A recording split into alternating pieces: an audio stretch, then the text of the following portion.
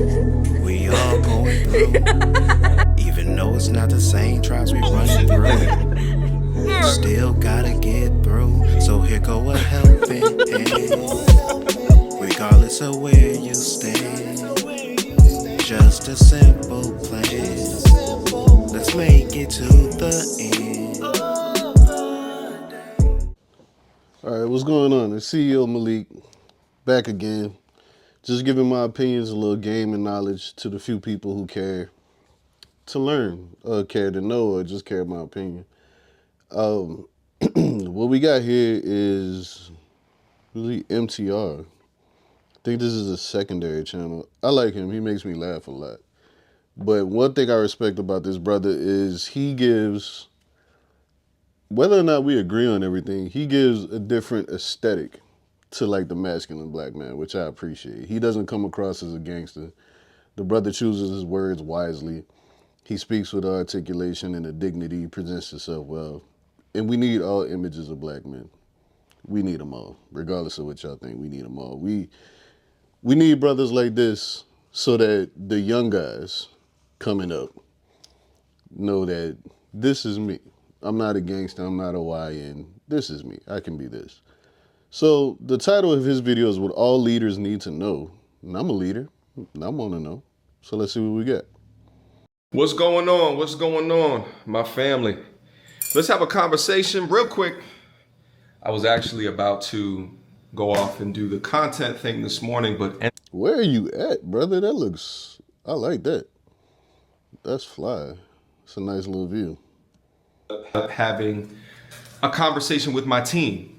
All right, my team that I've been building over the past several years in order to upgrade from just a content creator to much more of a business owner in everything mediocre tutorials and reviews. And within this conversation, I had a bunch of ideas that I want to be able to share with you guys and help you on your journey. Now, this is irrespective of if you are white collar, blue collar, entrepreneur. I think the things that I'm about to talk about within the length of this video goes for everything. Shit, it just might go great for life advice as well. All right. But within the confines of the conversation that I was having within my team, your team as a leader is only going to go as far as your strength as a leader.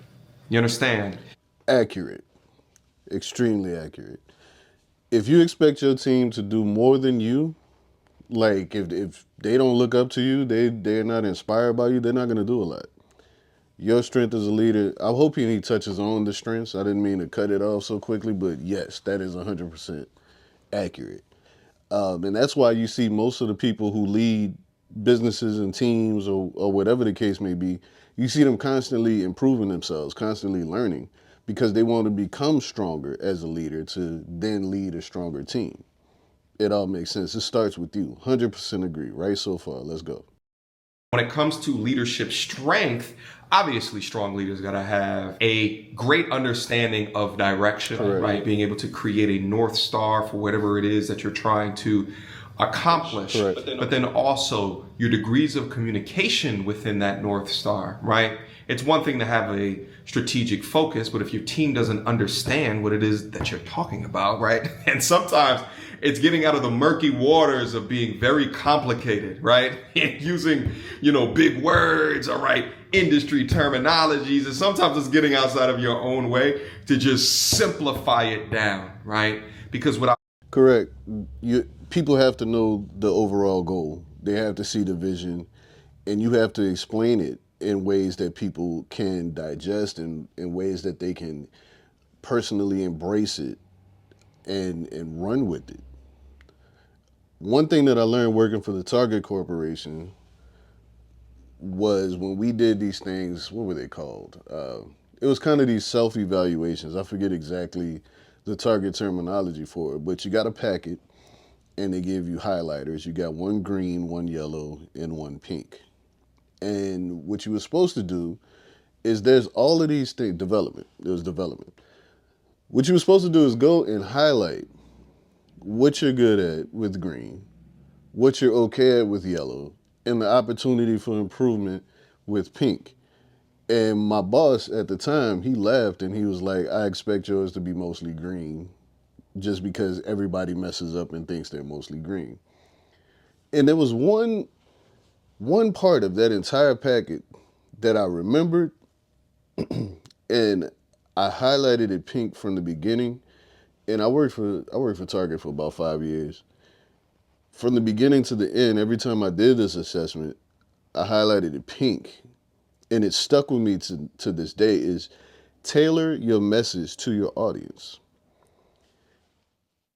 And still to this day, even though I feel like I've improved on it, I realize that you can't communicate the same thing to 40 different people in the same manner.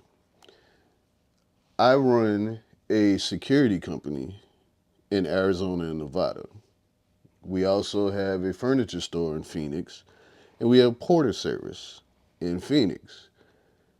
And you have to be able to get the point across to different people on the same team to do the same thing, but get it to where they can understand it. Some people, for instance, I can simply send them a text message with direct and bullet points of what I need them to get done before the end of their shift. And they can take that and they can prosper. They understand it. Other people need a phone call because they'll misconstrue the tone of a text message, and then it's counterproductive. Other people need face-to-face interactions. Some people need to be spoken to slowly. Some people love the militancy that comes with security sometimes from rank. Like, we got an order from the captain, this is what we need to do.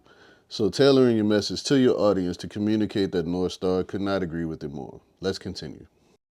Clear and concise clarity. You might also get employees that think that they know what you're talking about and are actively trying to ascend or rise to the occasion, but they don't have really an idea what it is that you're talking about. Therein lies the problem. Correct. So you need a strong foundation within leadership, North Star, direction, and then also being able to over communicate, to clearly communicate and ensure understanding within the team. But then also your strength of being a leader, whether it's a executive team or if you're just a manager, or if you got an entrepreneurial team like myself, is being able to understand what are your drawbacks, right? Being able to understand what are your weaknesses, being able to understand what your opportunities are, to identify those, to put a magnifying glass up to those weaknesses, and being able to understand of the things that is, what really can you divvy out to other team members? Because maybe it's a strength for one of these other team members. Correct. Nobody, all of these entrepreneurs that you look up to,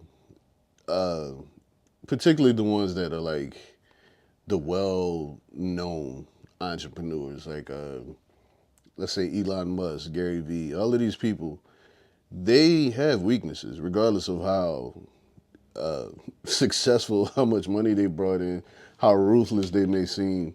They all understand the weaknesses they have, and it's usually why they have a team around them that you might not know. You might not know these people. You see it a lot in music. I'm from New Orleans, let's take Cash Money Records, for example. Almost everybody that has ever listened to hip hop knows who Lil Wayne is. Few less people would know who Birdman is, or Baby, as we call him. Even less people know who Slim is. But the one thing I know about Slim is he's extremely important to the operation.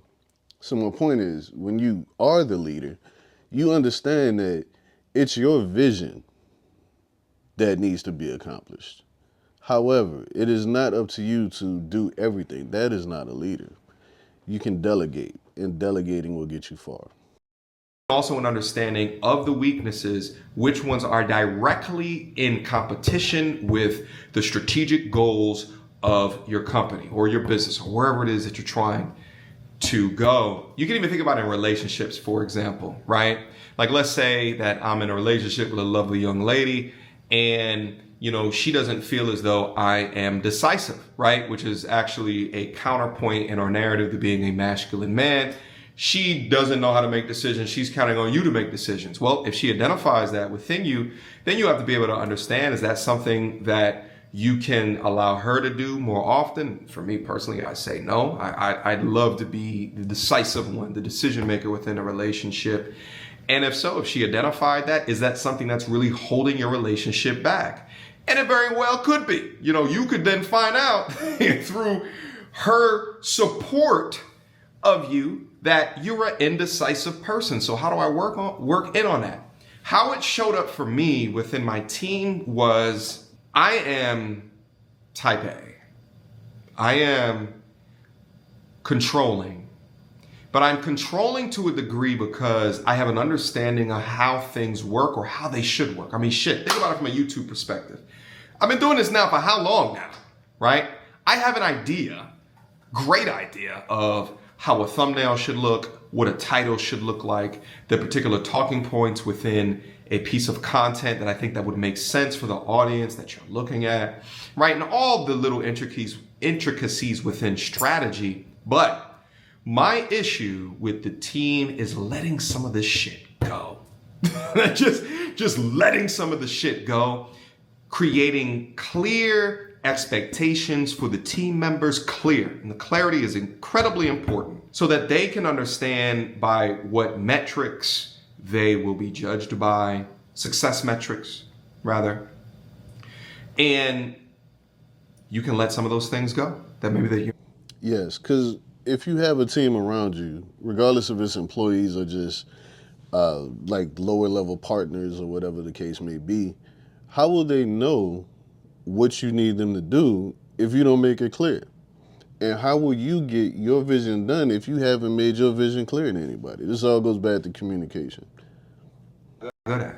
Now, within that control, the negative thing about control, the positive thing. I was trying to read that hoodie. I'm assuming that I'm about to get one. I like it. Let's start with the positive thing, is that things get done how you want. But the negative thing about control is that it takes time for you to do it. Correct. Being able to understand the difference between a value-added activity versus a non-value activity within your business is incredibly important for the progression of your business, right? What is it that I mean by value-add and non-value-add? Well, value-added activities are what's called, or are what's on called, I call them at least, the critical path. These are the activities that roll up directly to the strategic vision of your company. Does that make sense? So if I have, let's say I have a goal to grow YouTube subscribers by 10%, each month. Well, if I'm over here on calls with ad integration specialists to get more ads up on the channel, is getting more ads on the channel strategically aligned to this goal of getting more subscribers in a month? No. Okay? Now, that could be an activity that is valuable, but if it's not aligned up to the thing that is within my strategic goals, it might align up to me making money. But if it's not aligned to more subscribers, then really is a value-added activity. All right. I get it. Okay. If you spend your energy on things that are outside of the goal, they might work, but they won't work towards your goal. So did you really accomplish anything? Did you really accomplish what you set out to do? A lot of times succeeding in an area that was outside of your focus can actually feel more detrimental than anything else. You know what I mean? Like if I advertise the furniture store, neighborhood furniture, I advertise a lot of that on TikTok and Instagram. However, if I just focused on getting more followers on TikTok and Instagram, as opposed to like showing people, hey, I have furniture that you can purchase and buy, and I will come to your home and assemble it. That was my goal. But if I just get more followers with nobody making a purchase, I'm becoming successful here, but I still miss my mark, which at the end of the day will become harder to take on. It'll become more discouraging.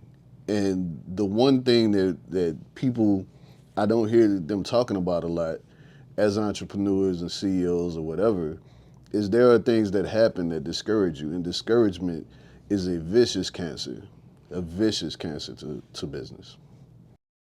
Now, non-value added activities, I try to do my best in order to try to remove that from my wheel well, but it's damn near impossible to be able to do if you're completely in control. Editing, perfect example. And so editing, is that something that really is value add?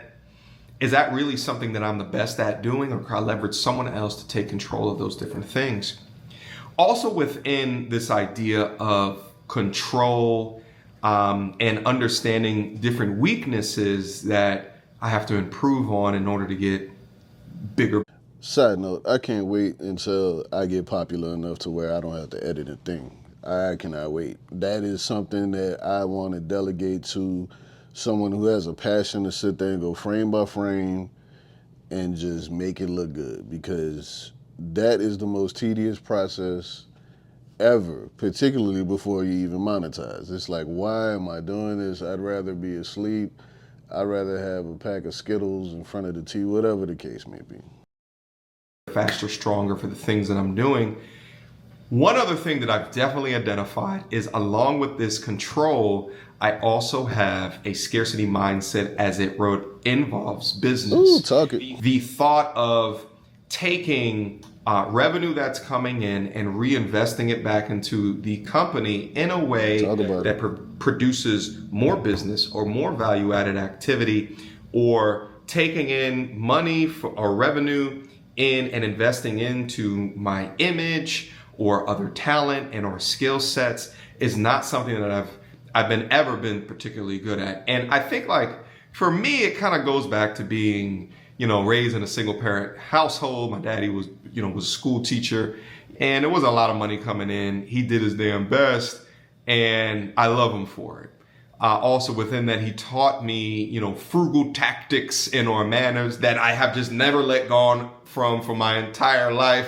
Yeah, if you guys, I wear the same clothes every day. If you gave me the chance, I would wear the same shit. But when you go out in real life, you got to show up a little bit different on occasion and time to time. Correct. Look, man, he is 100% correct with that. I see that so often. I struggle with it myself.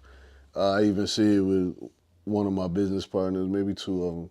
I see it a lot, is that it's this fear to take the revenue, okay, and instead of stacking that up or divvying it up as profit between the people who gain profit from the company, instead of taking that and reinvesting it to make more, it's like, well, what if it's like, the next time, they think about the amount of money. They look at it as a loss.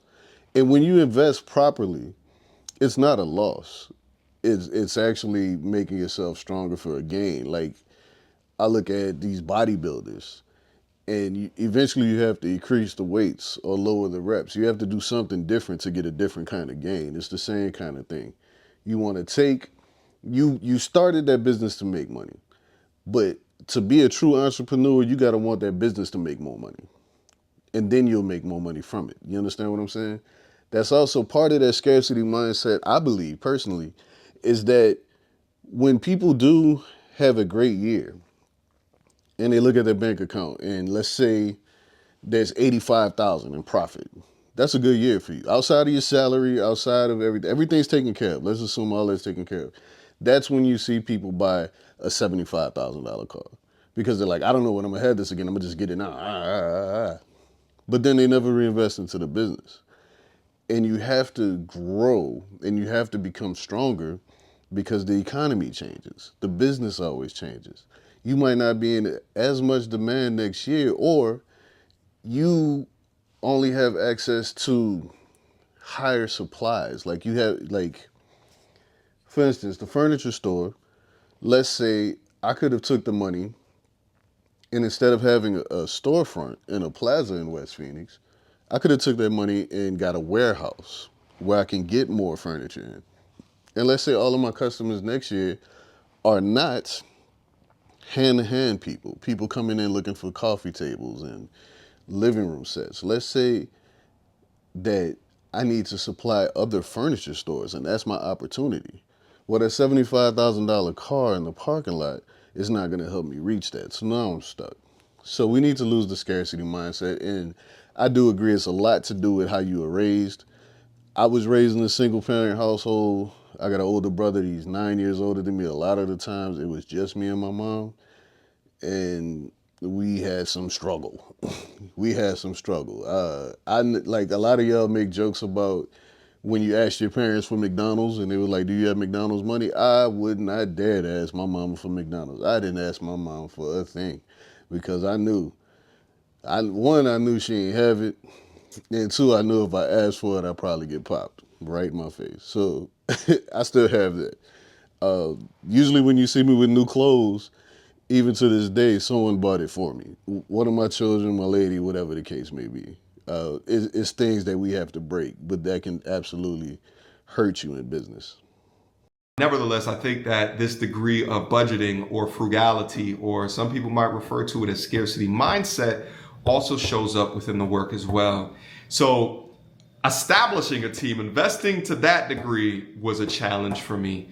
And then now as I step into the future of 2025 of amplifying and expanding the types of activities that I'm doing, that is something that I'm trying to work on as well, is to increase different opportunities or identify different opportunities and increase the people that roll up into me or maybe another operations person that's on the team in order to try to get these things done.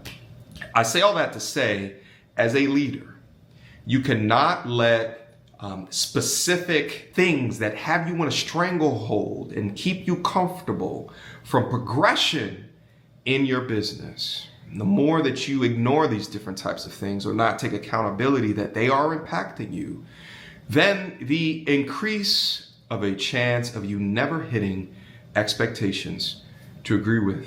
All right, guys, those are just my quick thoughts. Hopefully you enjoyed the couple of things that I shared with you guys, and I do hope that it helps you within your path, within your focus, within life. Again, I don't care if you blue collar, white collar, entrepreneur, whatever it is that you do in order to get down to the bag. I want to see you guys successful, all right? Until next time. Bye. Man, my man was talking that talk, wasn't he? I'd have to agree. I appreciate you for what you do, MTR. That was very helpful. I hope that you continue. I hope that you continue to inspire people to become better. And for everybody out there that's trying to hustle, trying to do something, just trying to be better, just realize that certain times the things that make you uncomfortable is merely just an opportunity to become better. That's all it is. I really wish that everyone would find their purpose, will believe in themselves to pursue their purpose, and then achieve that purpose. Until next time, CEO Malik, y'all have a good one.